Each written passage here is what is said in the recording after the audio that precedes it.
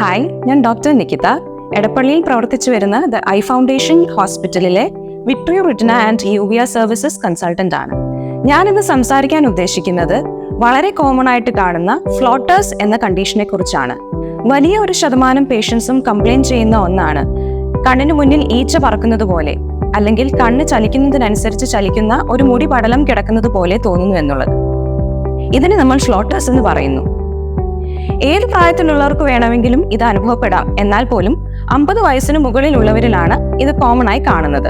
ഇതിന് കാരണങ്ങൾ പലതുണ്ടെങ്കിലും വളരെ കോമൺ ആയിട്ടുള്ള കാരണങ്ങൾ മയോപ്പിയ അല്ലെങ്കിൽ near sightedness, posterior vitreous detachment അല്ലെങ്കിൽ PVD, അതായത് കണ്ണിനുള്ളിലെ വിട്രിയസ് എന്ന ജെല്ലി ഞരമ്പിൽ നിന്നും വിട്ടുവരുന്ന അവസ്ഥ, റെറ്റിനൽ ഡിറ്റാച്ച്മെന്റ്, അതായത് റെറ്റിന കണ്ണിന്റെ ഭിത്തിയിൽ നിന്നും സെപ്പറേറ്റ് ആവുന്ന അവസ്ഥ, അതുപോലെ റെറ്റിനൽ ടയേഴ്സ്.